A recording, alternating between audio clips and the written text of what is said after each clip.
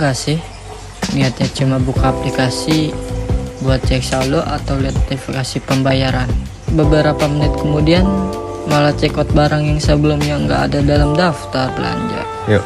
Awalnya cuma lihat-lihat promo, ada diskon, cashback, gratis ongkir, sampai rekomendasi produk yang muncul terus di layar.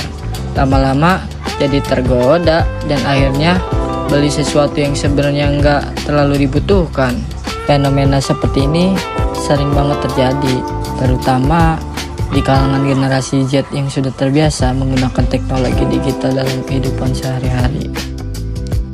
Saat ini banyak anak muda yang menggunakan layanan fintech seperti Dana, GoPay, OVO, ShopeePay, dan berbagai aplikasi pembayaran digital lainnya dalam beraktivitas sehari-hari. Mulai dari pembayaran transportasi online, membeli makanan dan minuman, membayar tagihan, membeli tiket, hingga berbelanja kebutuhan sehari-hari. Kalau dulu kita harus membawa uang tunai atau mencari ATM. Sekarang cukup menggunakan smartphone yang selalu ada di genggaman. Kecepatan dan kemudahan inilah yang membuat pembayaran digital semakin diminati. Bahkan sudah banyak juga loh tempat usaha mulai dari warung kecil sampai pusat perbelanjaan juga sudah menyediakan metode pembayaran cashless. Akibatnya, penggunaan uang elektronik bukan lagi sekedar pilihan, tetapi sudah menjadi bagian dari gaya hidup bermasyarakat modern. Kemudahan inilah yang membuat vintage menjadi populer di kalangan generasi Gen Z.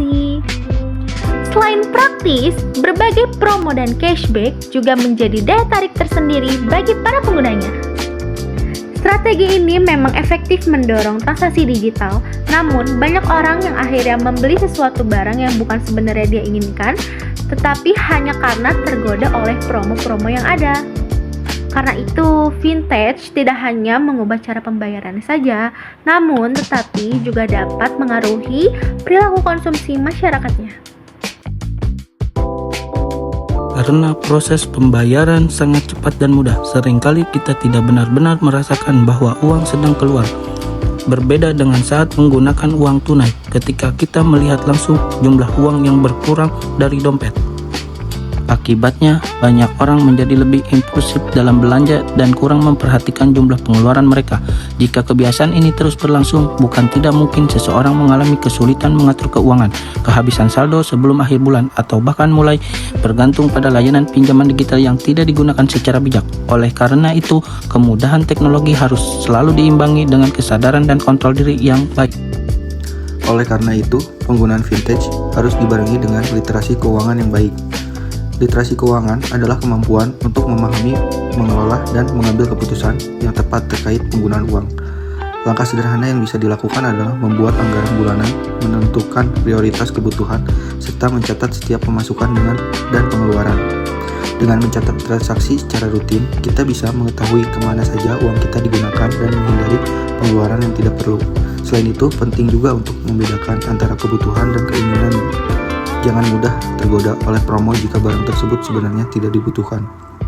Dengan kebiasaan finansial yang sehat, vintage dapat menjadi alat yang membantu kehidupan sehari-hari tanpa menimbulkan masalah keuangan di masa depan.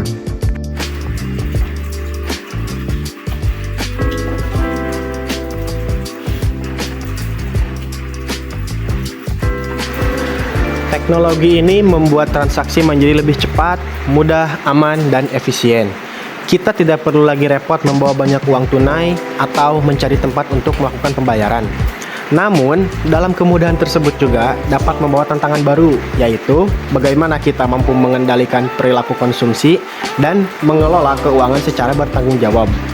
Vintage pada dasarnya hanyalah sebuah alat. Dampak yang dihasilkan akan bergantung pada cara penggunaannya memanfaatkan teknologi tersebut.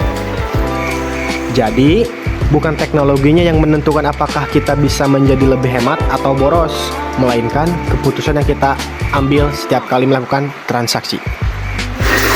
Dari pembahasan tadi, kita bisa melihat bahwa vintage telah menjadi bagian dari gaya hidup masyarakat Gen Z.